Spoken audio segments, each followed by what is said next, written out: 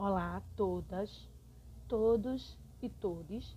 Eu sou Vaneide Carvalho e junto com a minha orientadora Maria Bethânia Silva, vamos apresentar para vocês o texto intitulado Casa Velha de Piso Polido, Históricos e Acervos da Escolinha de Arte do Recife. Esse texto ele tem como objetivo apresentar um breve histórico da Escolinha de Arte do Recife e também os acervos que existem na escolinha, que é um acervo, um vasto material de pesquisa que abre a possibilidade para múltiplas investigações sobre os mais diferentes temas do campo da arte e educação. Para iniciarmos nossa conversa, traremos aqui a escrita da professora Noêmia Varela, considerada a mãe da arte e educação. Noêmia, ela tem sua escrita intitulada Cotidiano da Velha Senhora. Gritam, correm as meninas da casa de piso polido, no jardim de areia branca, branca, na rua velha, da velha cidade, de Maurício, da Mauriceia. Os olhos brilham, os olhos das meninas, mais do que as luzes da casa velha, mais do que o sol entrando pela janela. Sem cravo, rosa e borboleta, no jardim só de verde decorado. As folhas dançam ao vento. Até que momento estarei eu nesta casa? Hoje, amanhã, depois, sei lá. Até quando ficarei olhando o vai e vem das meninas pintando? Até quando? As estrelas estão chegando, o sino falando e o mundo sempre em guerra chorando. E as meninas sonhando, sonhando. Noêmia Varela, 2000. Noêmia, ela faz essa escrita referente à Escolinha de Arte do Recife.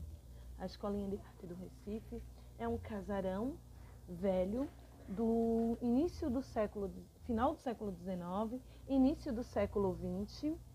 Nesse casarão, ele acontece diversas atividades desde 1953, quando Noêmia, a convite de Augusto Rodrigues, ela vai ao Rio de Janeiro e lá ela se encanta, ela fica encantada pela experiência do lugar que hoje conhecemos como Escolinha de Arte do Brasil.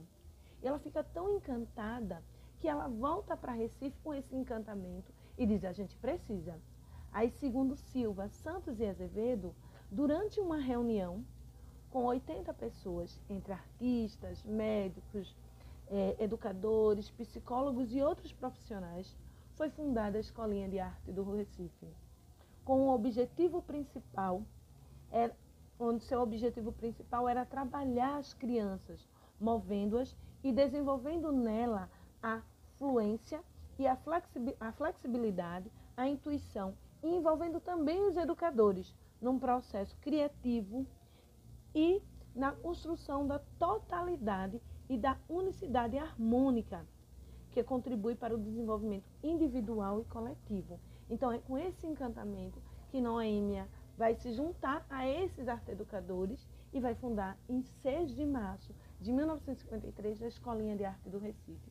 E nela vão acontecer, desde 53, diversas ações que se perpetuam até hoje, que são oficinas para escolas públicas, particulares do Recife, como é o nome, para grupos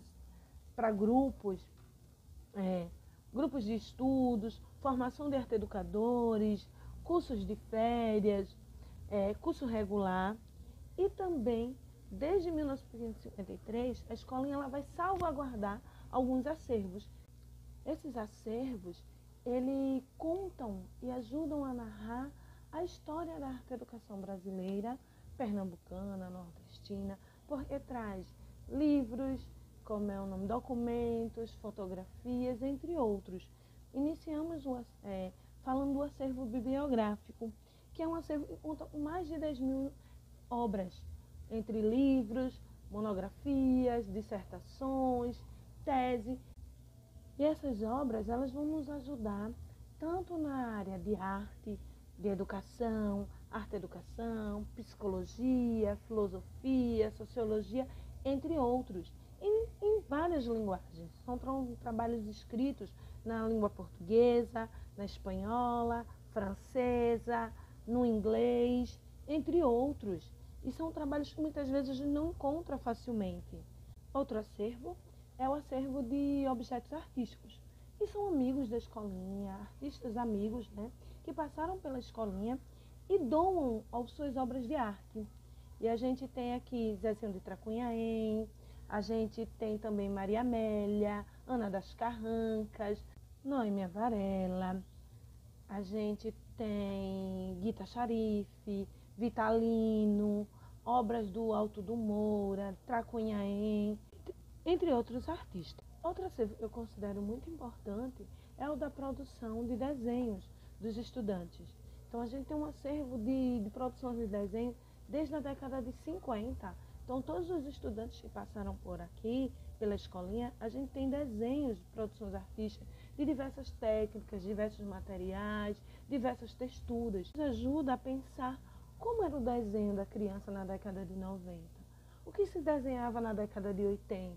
Então pensar nessas possibilidades de investigações sobre o desenho da criança, sobre o desenho do jovem, do adulto. Então esse acervo ele nos propõe, nos dá um caminho, mas que não é só esse caminho, que é investigar o desenho, a produção artística da criança, a produção artística dos adultos, dos jovens. Então ele nos coloca nessa possibilidade, mas não só essa possibilidade. Esse é um caminho que a gente pode percorrer, mas existem outros. Existe uma variedade de temas e temáticas dentro desse acervo. Outro acervo, que é o quarto e último acervo, ele é o acervo documental, que conta com diversos documentos, entre eles recortes de jornais, relatórios, plano de ensino, plano de aula, fotografia, que vão contar a história da arte, a história da educação e a história da arte-educação brasileira, nordestina. Esse acervo ele contribui justamente para narrar, trazer uma narração, para que a gente possa investigar como era esse percurso da história da arte-educação. Qual foi esse percurso? Partindo justamente de um olhar disponível na Escolinha de Arte do Recife, que ao longo das suas 7 décadas de existência, a instituição ela produziu e salvaguardou uma variedade de acervos, de arquivos, que compõem os seus acervos. E isso constituído com documentos, como a gente viu, livros, objetos bidimensionais, tridimensionais, produções artísticas dos estudantes.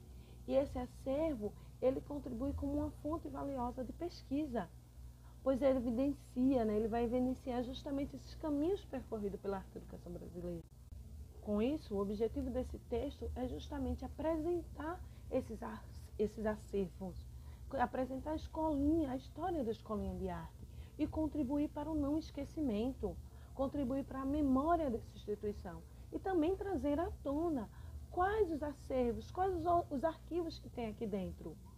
Divulgando, a gente pode suscitar o desenvolvimento de diversas pesquisas com várias temáticas, como a arte infantil, arte-educação inclusiva, formação de arte-educadores, a história da arte-educação, e que esse texto ele só é um pontapé para que outras histórias venham ser contadas, porque a gente acredita que o acervo da Escolinha de Arte ele deve ser preservado, ele deve ser organizado e ele deve ser aberto para consultas públicas, ele deve ser aberto para os pesquisadores, ele deve ser acessível para que as pessoas possam ter a possibilidade de contar as histórias, de narrar as histórias.